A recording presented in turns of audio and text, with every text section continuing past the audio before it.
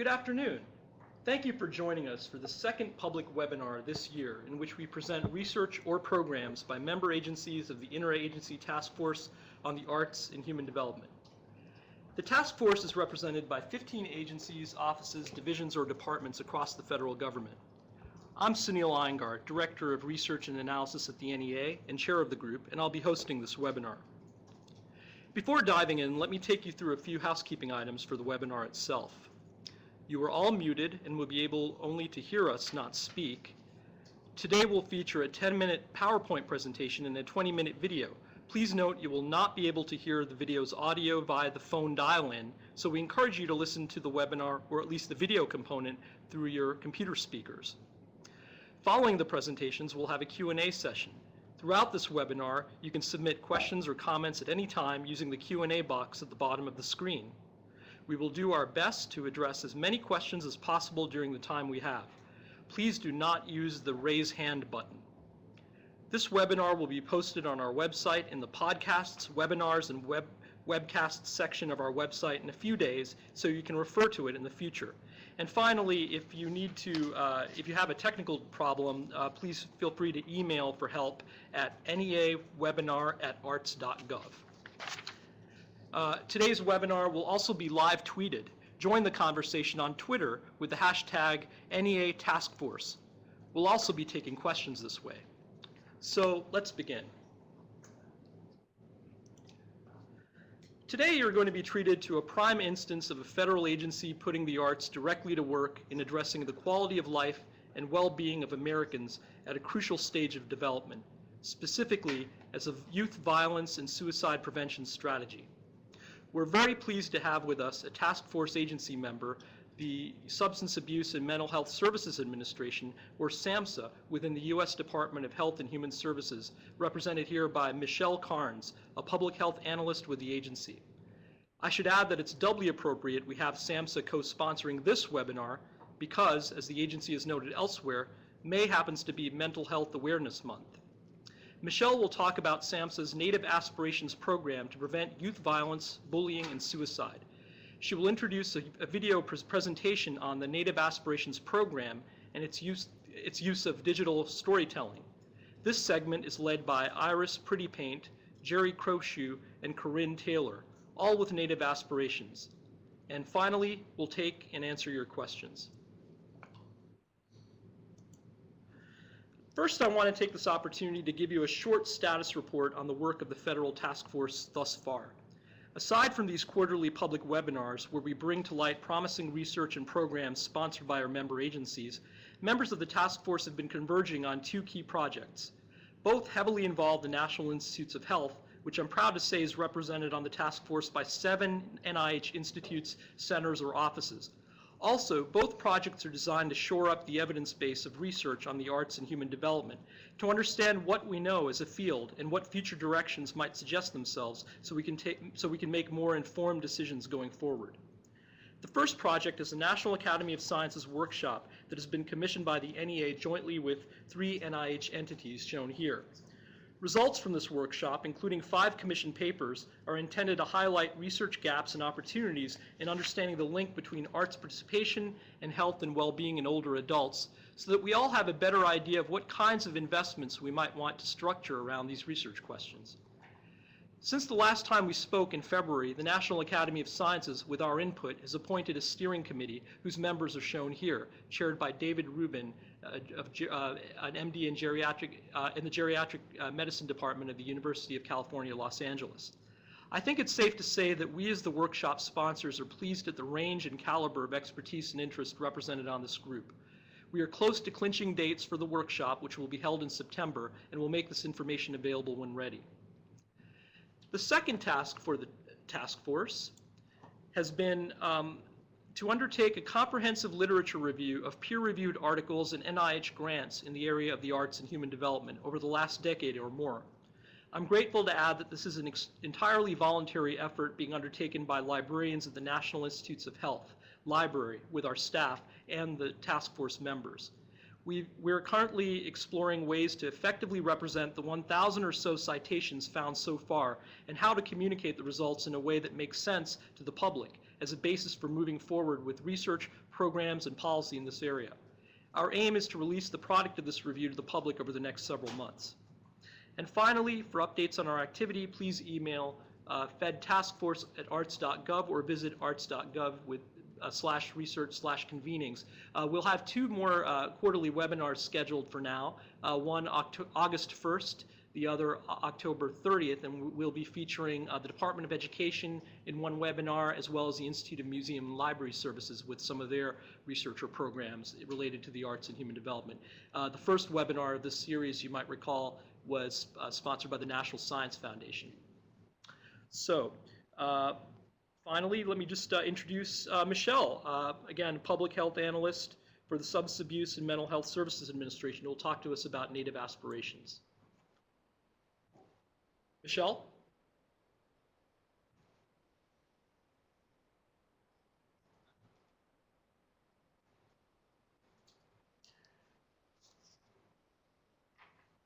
Michelle will be joining us in just a moment.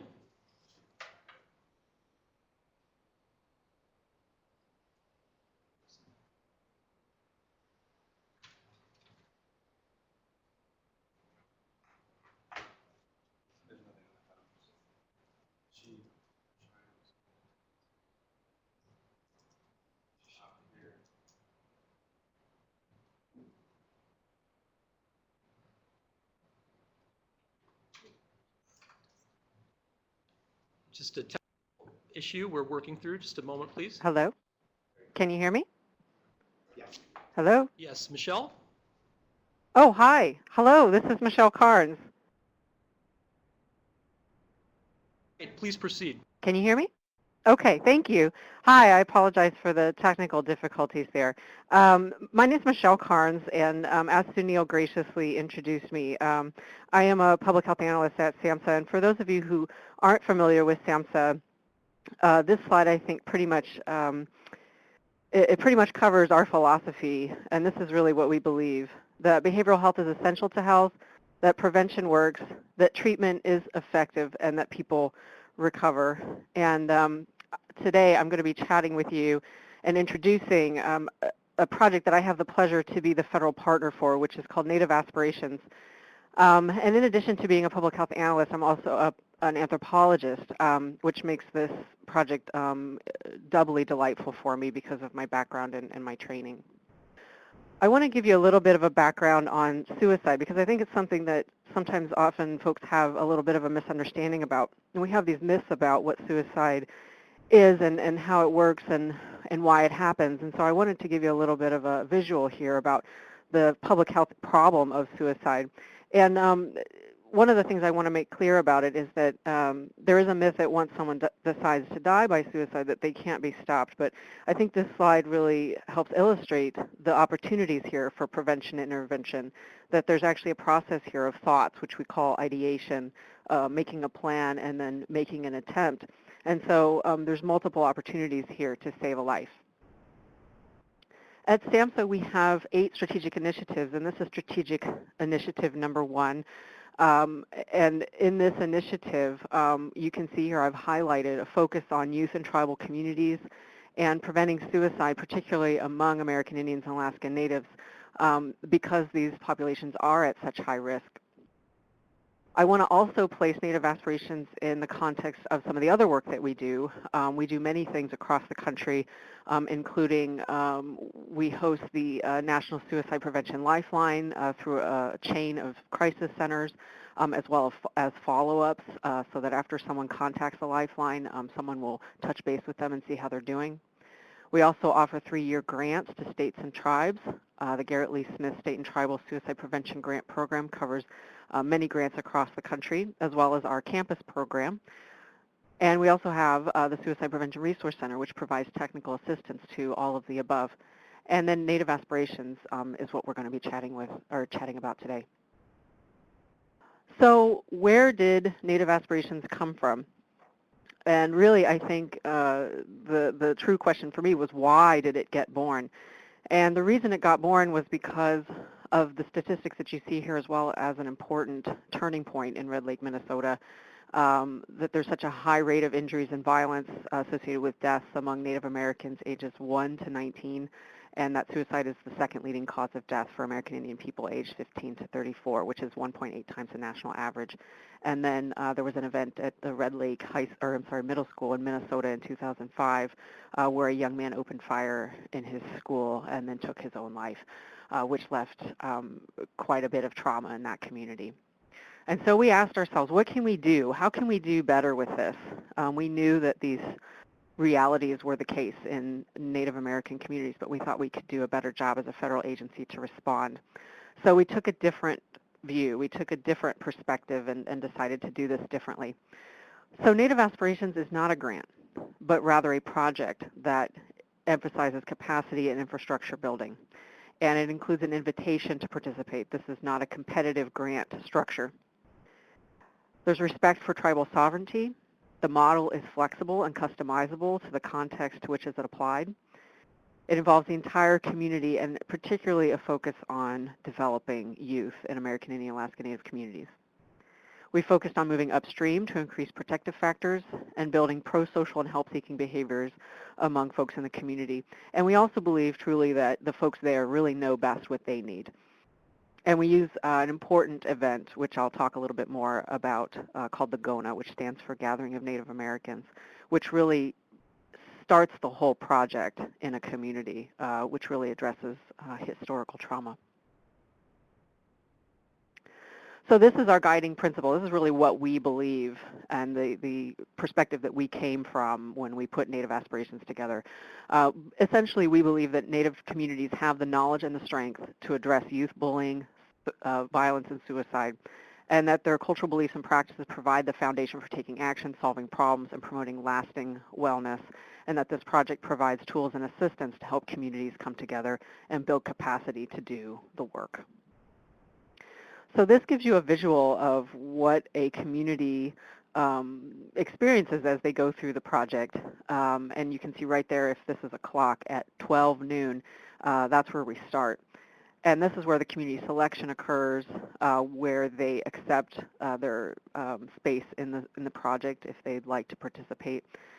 We do a number of site visits. There's some on-the-ground interaction. Community readiness assessment is performed to see where the community is at. This is scored to get a sense of areas where we could do some increased capacity building and address some gaps. And then you can see the gathering of Native Americans there happens relatively soon once they've agreed to join the project. And this is really important. It's a way for the whole community to get involved and really be part of the solution. And so we make sure that we involve everyone from the very beginning. And as we go through the process, you can see there's a number of things there. There's a community prevention plan, which is written to help pull everyone together and decide, what sorts of things do they want to do together as a community. There's a celebration. They write a sustainability plan. And then mentoring is an important part of the project as well, so that they're able to collaborate with another newly entered community that joins the Native Aspirations process. So you'll get to know this model a little bit better, but I wanted to give you an overview. So the GONA is quite an important part simply because it gets everybody together, and it really helps set the tone for the way that this project will be received by the rest of the community. It's divided into 4 days, and each day is devoted to a particular principle. The first day is belonging, the second day is interdependence, the third day is mastery, and the fourth day is generosity. And this is an important area that many community members come together to learn about what sorts of things are possible and really talk about some of the history and really put it out there and talk about some culturally taboo topics. And it's important to find ways for that to happen in a culturally relevant and a culturally appropriate way.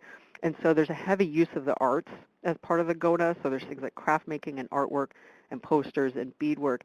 And really the intentional use of the arts is to facilitate an expression of pain and trauma into a process of healing and resilience. So particularly the way that the arts are used in the GONA helps to set the tone for the rest of the project, that there are ways to express yourself that are really healing and healthy.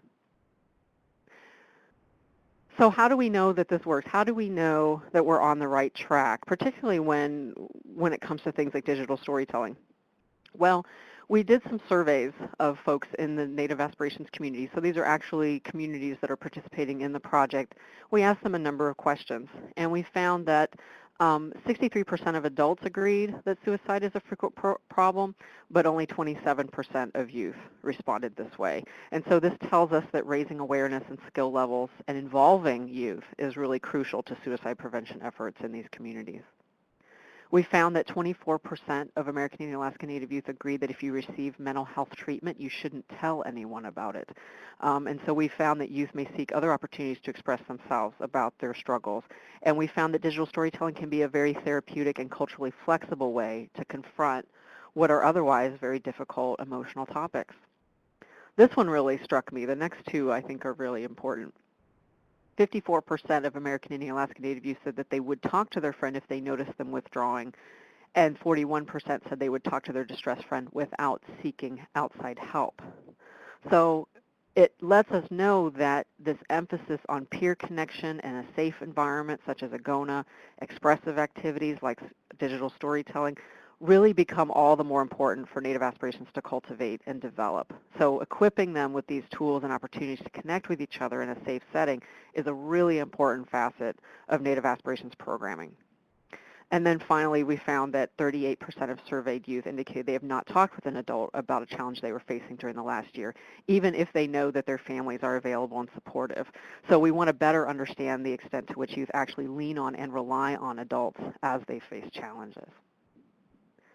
And this, I thought, was a really important quote to include because it really lets us know that we're on the right track, bridging these generational gaps, which we find to be the case in many Native Aspirations communities.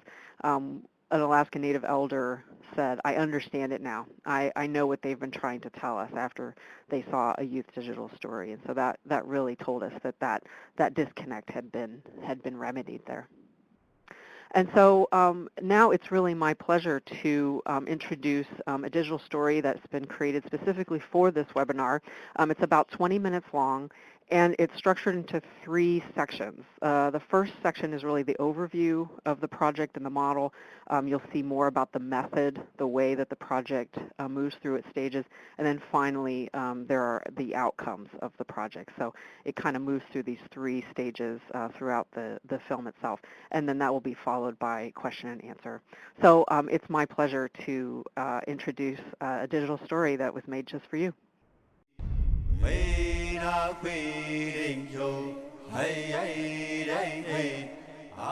The presenters in today's digital story are Dr. Iris Prettypaint, Project Director, Mr. Jerry Crowshoe, Community Coordinator, and Corinne Taylor, Training and Technical Assistance Coordinator.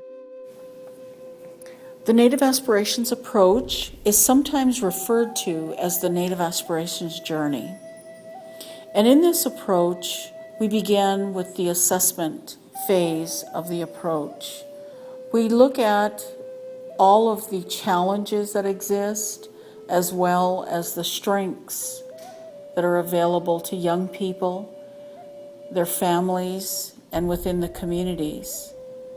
This is an approach that is based on the philosophy of building on the strengths of a people rather than the deficits.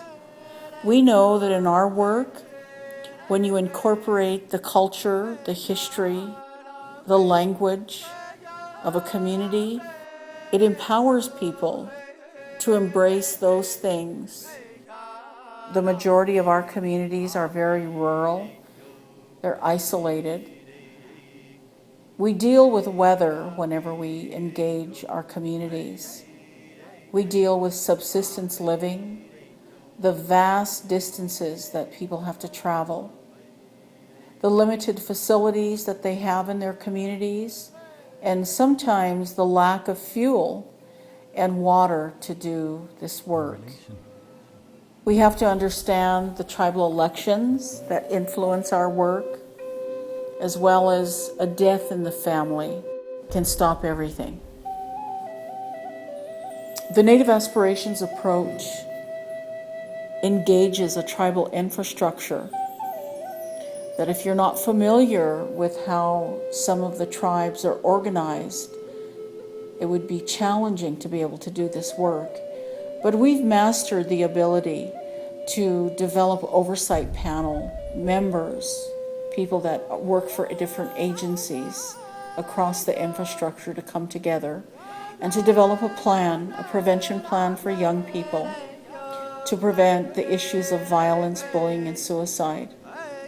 We know over the years that we've been doing Native Aspirations that the capacity building involves young people, teaching them the leadership skills, modeling the planning and how to conduct meetings. We've developed toolkits, and probably the most powerful resource that we've discovered is the resource of digital storytelling. Storytelling is a resilience factor that you should never underestimate. We know that as communities implement their plans, that they build partnerships that are based on respect, trust, and the appreciation of what they have in common and what makes them unique. We know that they learn in the sustainability phase, they learn more from each other, mentoring each other than anyone else from the outside coming in and trying to understand the complexity of what they deal with. The Native Aspirations approach is an approach that indicates that the hope for young people is interwoven in the history, the culture, the language, the family, and the supportive community relationships that exist. We also know that having access to culturally relevant prevention practices facilitate the health and well-being of American Indian and Alaska Native youth.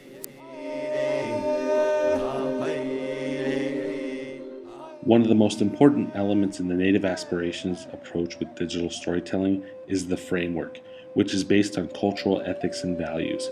From the beginning, before any work is done with technology, a discussion takes place on cultural ethics and values. We ask participants what values or cultural values are important to you. What are some ethics that are important for you and which you uphold? A discussion on ethics in the beginning is important because it sets a basis for their stories. With a discussion on cultural values, youth begin to ponder their own.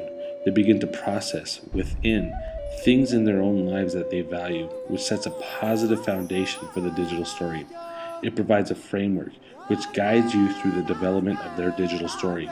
And when you think of these cultural values such as respect, compassion, humor, patience, family, interconnectedness, just to name a few, you give youth something to base their story on. Some youth come in with a story already in mind and some don't. Nonetheless, having a discussion on their own cultural values can provide positive direction for their story. It's important to also discuss with youth why we discuss cultural ethics and values in the beginning. It's an important lesson, even in storytelling, to stay true to our cultural ethics and values. It's important to have our youth understand that their stories must come from a good place, that when they speak from the heart, people listen from the heart. Cultural values to me is the way everyone should treat each other, but it's not for me nor any other human being to tell another what should be done. I think one of the most unique components that Native Aspirations instills when it comes to digital storytelling is the incorporation of the story circle. You see, once youth have an idea on the story they want to tell, it's important to create a sense of safety and trust. The story circle helps create that safety and trust. Usually, right before the story circle takes place, we teach youth the importance on taking healthy risks. We teach youth that there are risks in our lives that can be healthy for you. It may push their comfort zone a bit, but these healthy risks allow us to grow and break down barriers that sometimes hold us back. So we begin with a nice low-risk icebreaker, something fun like the name game. We try to create connections among the youth. From here, much like a talking circle, we have the youth sit in a circle and ask that they share their story ideas with the group. We establish healthy norms and teach the youth the intent of the story circle, which is to give and receive healthy feedback and positive validation for the story idea. One by one, youth share their ideas. As the youth begin to respond to each other's story ideas, you begin to hear other perceptions that might not be visible to the storyteller. The story circle really helps show evidence of not only growth of their story and the storyteller, but it helps create healthy relationships based on safety and trust. You begin to establish a sense of connection, which makes youth stronger. There are three basic elements to a digital story, which include the voiceover, images, and music. It's important to always begin with a voiceover or narrative. We first ask youth to write a script and begin to put their story on paper. It's important to tell youth right from the beginning that there is no wrong way to write a script, whether it be through first-person form, a poem, maybe a letter to someone else or themselves, a sonnet, or even using free association. There is no limit to what a script could look like. Giving youth a sense of freedom with creativity can be very empowering. Letting them know and telling them, write what you know, speak the way you talk, or even just having them understand that differences among narratives is often expected. This allows them to be themselves, and that can really help build their self-esteem, confidence, and provide motivation. Once the narrative or script is recorded to a voiceover, and this can be done using various applications such as QuickTime Player or GarageBand for Macintosh computers, or even a small digital recorder, youth begin to piece their story together using the iMovie application. With the narrative already recorded, youth can then select and insert images such as pictures or video recordings to help tell their story. Through their selected visual aids, youth can carefully place their images according to their voiceover. We have seen that youth can be very resourceful when it comes to compiling images for their digital stories, such as scanning in old pictures into a digital format, taking pictures with their camera phones, or even using pictures on their Facebook pages. But nonetheless, there are numerous ways to gather images. Collecting images can sometimes be challenging if a certain image is needed but doesn't exist. But this is when youth work through the obstacles and push their creativity and imagination to a higher level. When the voiceover and images are set in place, youth then have the option to incorporate background music in their digital story. We know youth, even in past generations, have a significant connection to music. Sometimes youth identify with a song that relates to them, which can be a very important tool for self-expression. Although it's optional to incorporate background music, it can play an important role to the digital story. Music not only provides a pace and a tone for the story, it also can provide a feeling. I always like to think of music as a river that carries us forward. Whether we're exercising and listening to music or relaxing to soothing music that helps us relieve stress, music can help carry the story forward. It helps the viewer know what kind of story is being told. I've witnessed youth use multiple outlets when it comes to music, like using songs from their own personal CD collection or recording the song themselves using GarageBand. Even though choosing background music is one of the final steps in the development of the digital story, it is still one of the most important. Music is one of the many tools that helps connect youth to a healthier form of expression.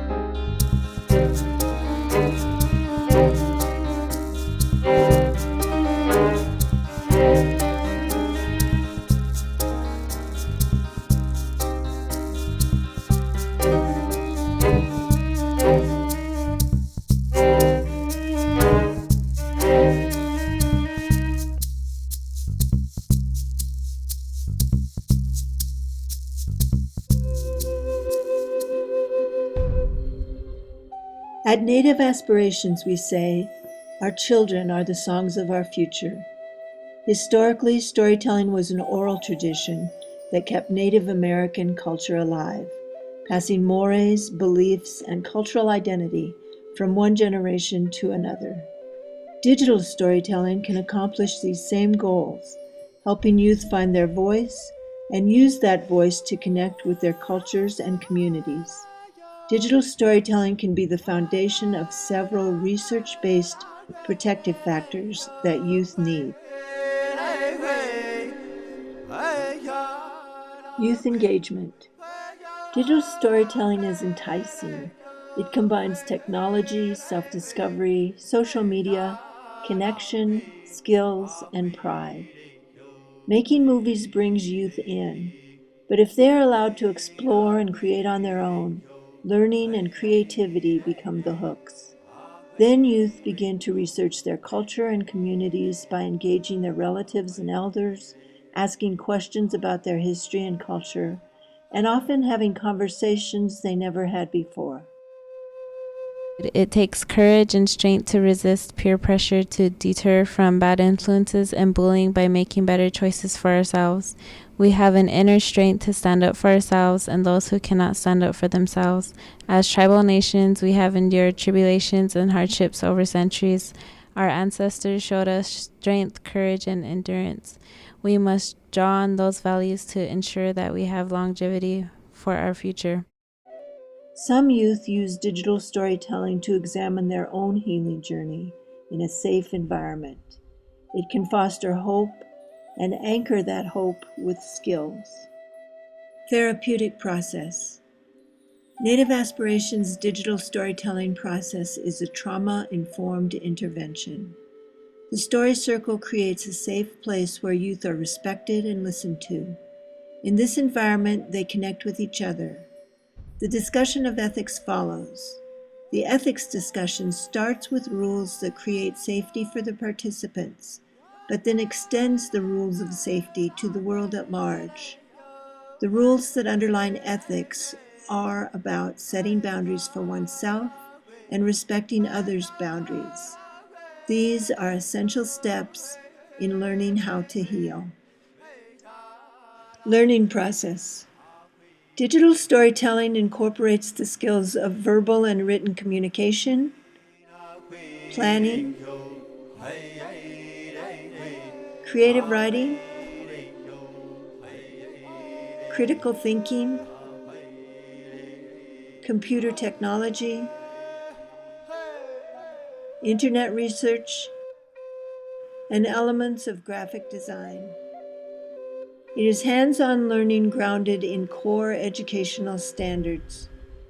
Digital storytelling also teaches persistence, patience, and goal-directedness. Creative process. Digital storytelling is creative. Ideas, images, music, graphics can all be combined in endless ways, making the creative process personal and accessible. Community connection. Digital storytelling connects youth with their community, which is also a protective factor. Youth talk to elders and relatives for ideas to include in their stories. They use their stories to describe and promote their communities. Their stories link them to their culture. The stories become a two-way communication channel between the youth and their communities. Everyone needs to know that the elders are the link with the past, the newborns are the paths to the future, while our youth are the connection in between. Positive youth development.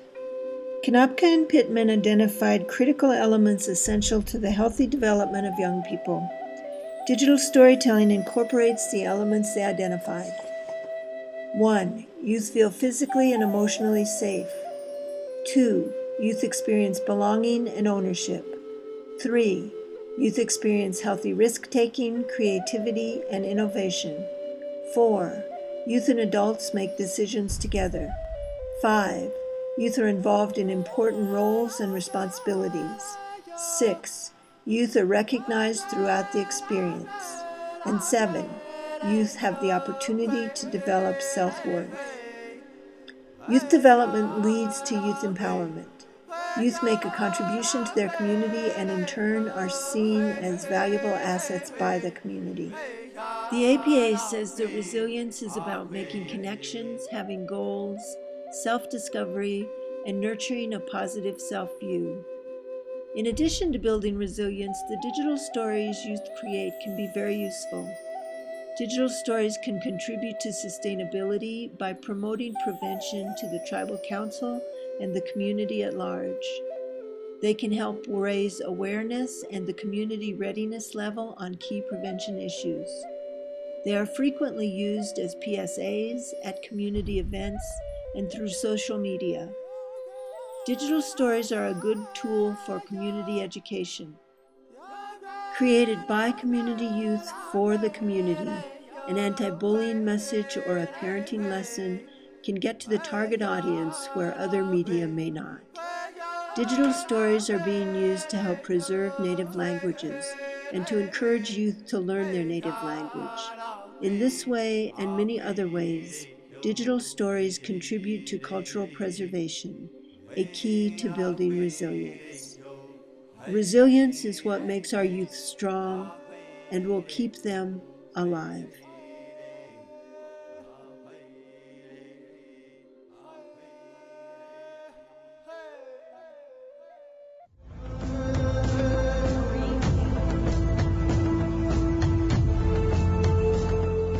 The time period in which we live in today is called the information age.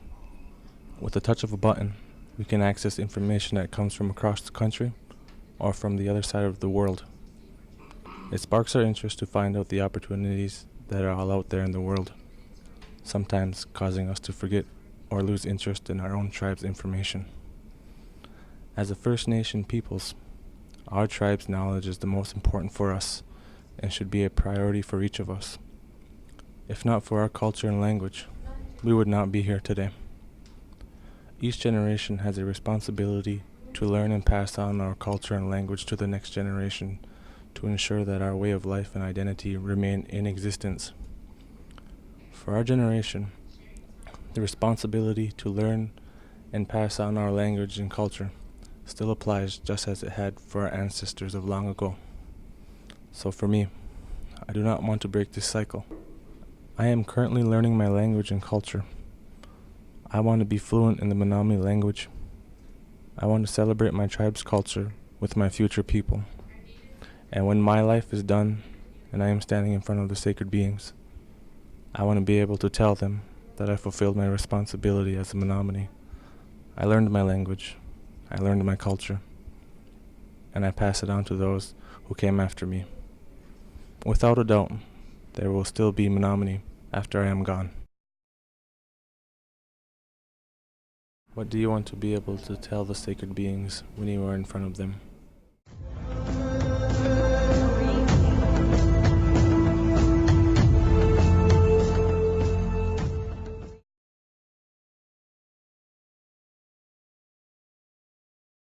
I'm going to ask a question first before taking one. I just wanted to know if somebody, maybe if actually Michelle and then perhaps Iris can speak to this. Wanted to know in terms of any kind of program evaluation or measurement of outcomes that have come out of this this program. What do you see either in terms of statistics or anecdotally, and can you describe any kind of approach to evaluate the program so far? Michelle, do you want to take that first? Certainly. So this is a great question, and one of the challenges that we had when we came up with this project was how would we evaluate its effectiveness? And so one of the ways is the survey that I mentioned earlier. We do two separate surveys, one for youth and one for adults, and we measure attitudes and knowledge about suicide, bullying, and violence. And one of the things that we do very early on in the model, which I touched on very briefly, is to do a community readiness assessment. And the community readiness assessment really helps us take the temperature of that community around these issues. How much do they know about what's currently going on? How much does the leadership invest in dealing and addressing these issues. And so they receive a score at the beginning of their time with the project. And one of the strategies we've used is to then do a community readiness assessment again at the end of their time in the project to see how far have they come, how much has their score changed. And we're really comfortable with that because it allows each community to gauge its own progress on its own terms. And so there's not a comparison element here. There's not an issue of, who's doing better than anyone else. It's really about where did you start and where did you end. And so that's one of the ways that we've approached doing the evaluation, as well as some qualitative research, which I'll let Iris speak to. Sunil, can you hear me okay? Yes, perfectly. Hello? Yes, perfectly. Okay. Well, there's several dimensions to, when we look at the impact of effectiveness and evaluating what might work for one community. We do know this, that the digital storytelling was an opportunity introduced to young people, and as we progressed over the length of the contract, we can see the development of stories by young people, that the first time that they use the technology and they bring in their own tribal history, their own tribal culture and language, that they come back a second time and continue to refine these stories over time. So this is a perfect example of the power of transferring knowledge for young people. They're processing their ability to solve problems, to define what it is that they're encountering, and then it's wonderful to see their process of how they make decisions about their experiences. And so over time, they're very concerned about, I want to protect my family in telling my story. I want to make sure that I have accurate information when I'm speaking about the history of our people.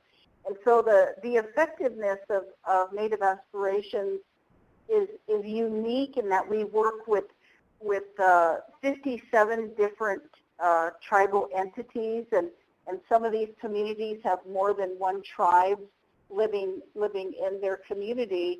And just to see that whole development for young people in regards to their identity, it's just amazing to watch. Thank you, Iris and Michelle. I see that two people have submitted questions that are similar to the one I just asked. Again, what kind of research models could link these kinds of stories with behavioral health outcomes? And another one, have any evaluations been conducted?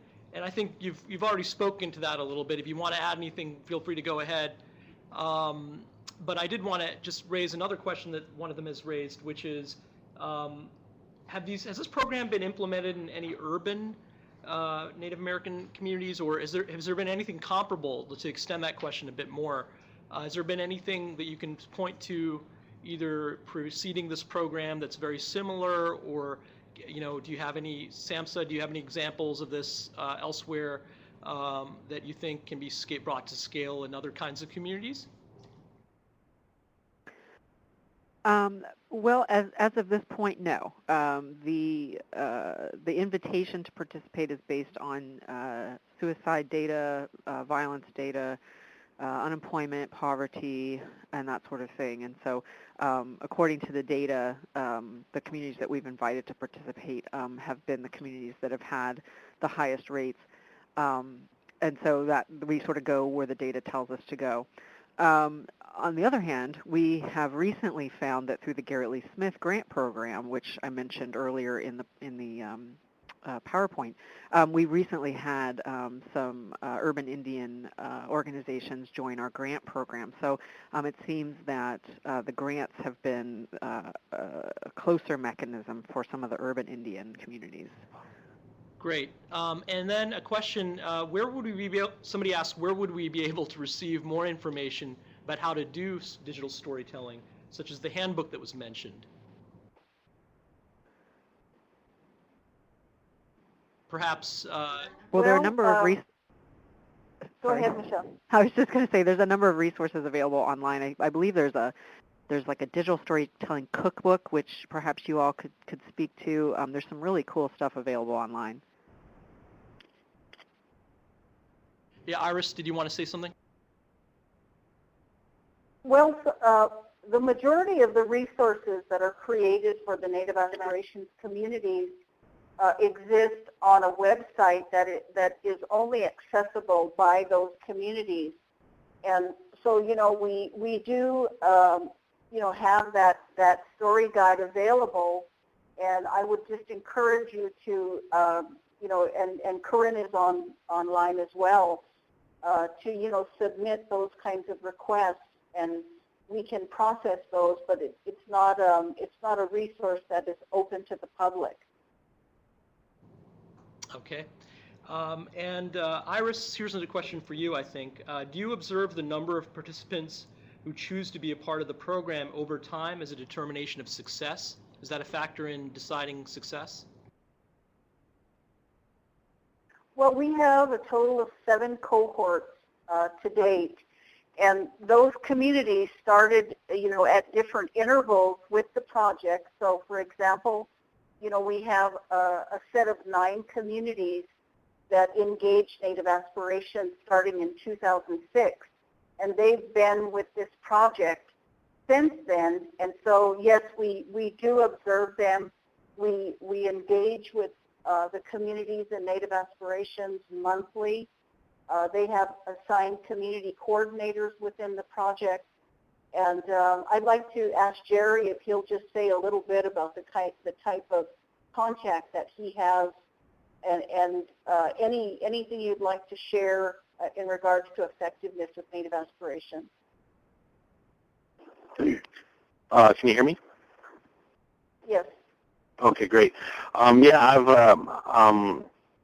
Croshu, a community coordinator for Native Aspirations, and I work with several communities throughout the United States. And I've been really been fortunate to really take on digital storytelling and incorporate it into the communities. And I think what's really great about the effectiveness of digital storytelling is just the whole approach itself.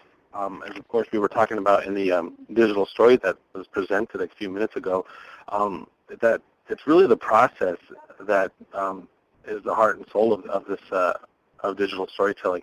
I mean, at the very end, you're going to get your story. You're going to get a good message that youth create. You're going to get a good digital story. But the process in general is really, I think, the meat of this. Youth go through this. They're processing in a healthy way, events and things in life that could be traumatic. It could be something that they just don't focus on. But when they're viewing these images, when they're hearing their music, and when they're hearing their story, their own voice over and over as they're editing, they're processing this over and over in a very healthy way. And so when you get through with the story and stuff like that, it really becomes the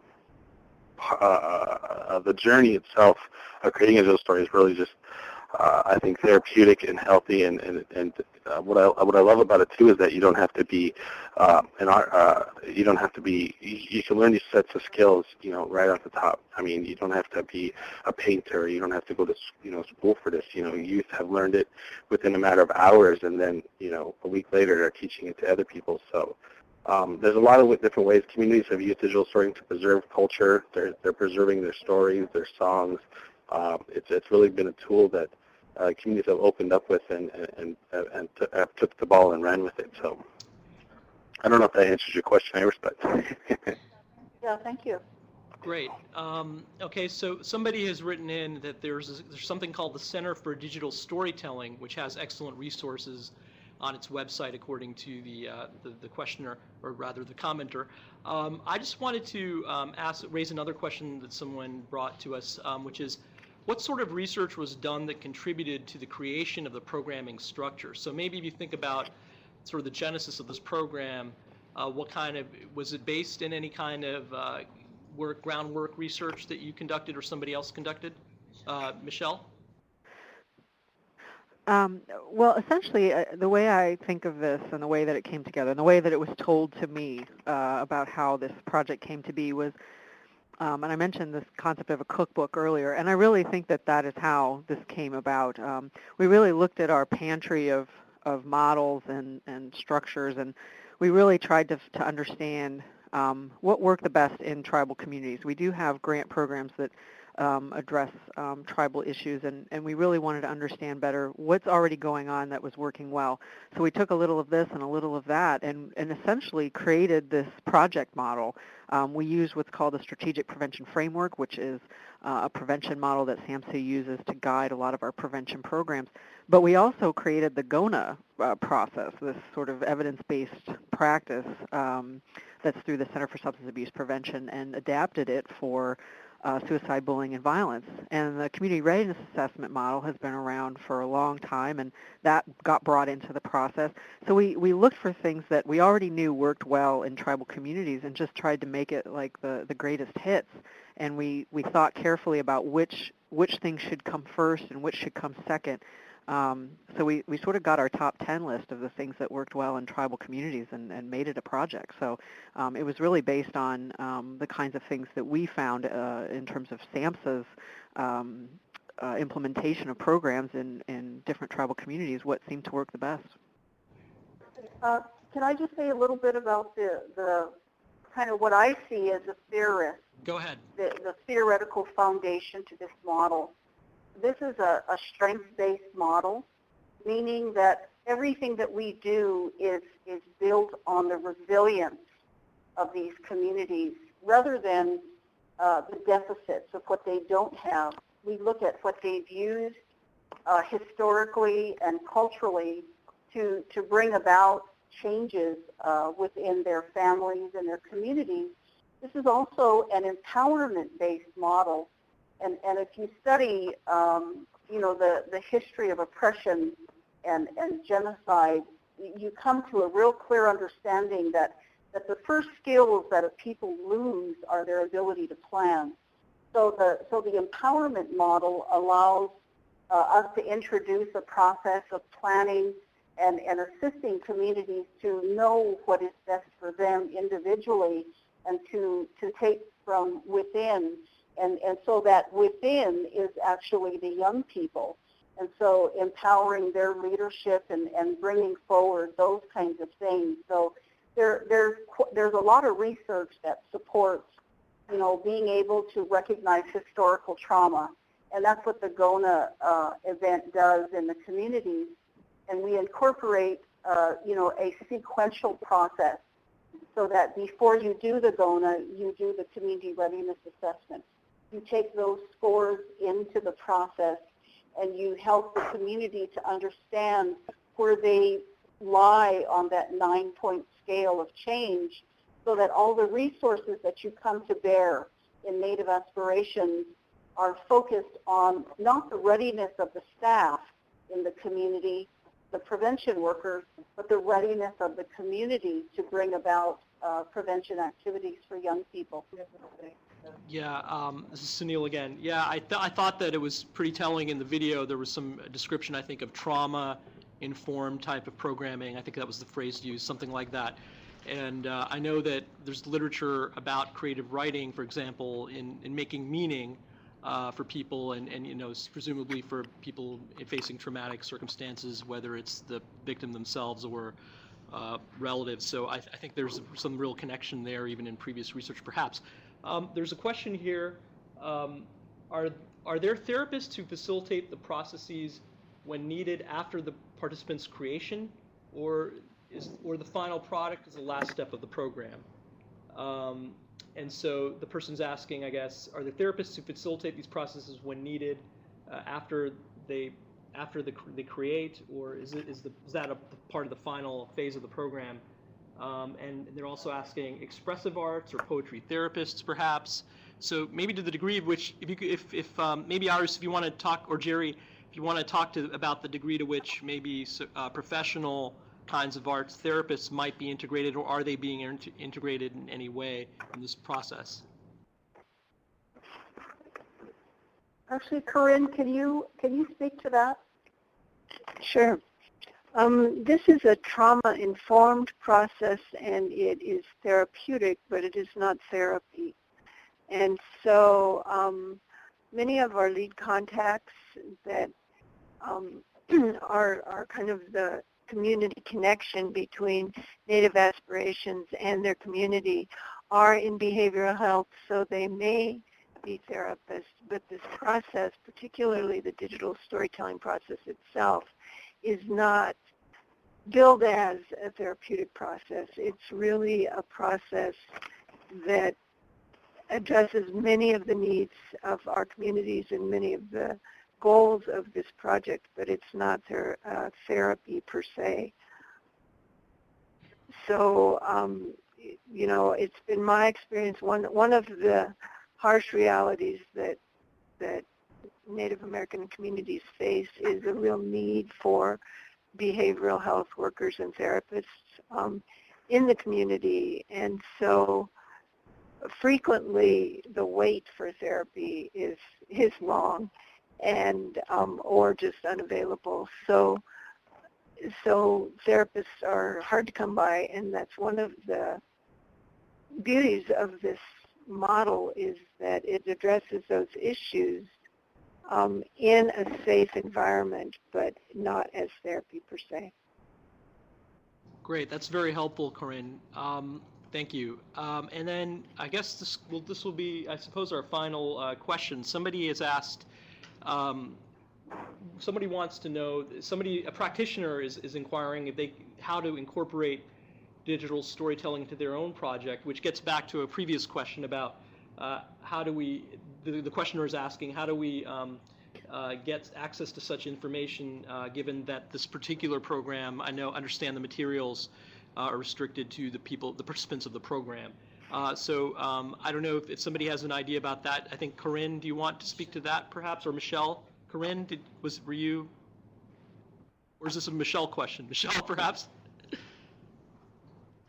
Any idea about resources that others outside this program can maybe access to get some ideas for integrating into their own? I could speak to that. Great. Briefly. One of the things that I want to say up front is that I'm not an Apple or MacBook salesperson, but what we have found is that the Mac is really critical in making this process accessible. It's very easy. It's very easy to find resources online. A lot of how I learned to do digital storytelling is through watching YouTube videos. So what I would say is what it takes is sometime good equipment in terms of having iMovie access and just an interest. But one of my favorite quotes from this project came from one of the youth, because the first time I did a digital storytelling, I was all wringing my hands and wandering around and bugging people, and this youth came up to me and she said, "Corinne, we're young, we're smart, and we're tech savvy. Relax." And so what my advice would be is get some young people, get them a computer and turn them loose. And they'll teach themselves and then they'll teach you. Okay, well, thank you very much, all of you. I wanted to say that just to remember that I think it was noted at the outset by Michelle that this particular program we featured today was, I think, an infrastructure type of program, a support program, so it wasn't necessarily doesn't have that grant-making capability, which is probably why we were unable to, why there's not necessarily public access to that particular, these particular models. But nevertheless, I think that's great advice from Iris just now about getting involved in these kinds of efforts. So I wanted to give a hearty thanks to Michelle and her colleagues at SAMHSA, to Iris, Jerry, and Corinne, and my own staff, including Ellen Grantham and Tamika Shingler, and of course David Lowe and Jillian Miller and others. Thank you very much, and we look forward to hopefully all of you tuning in to our next webinar in August. Thanks a lot. Until then.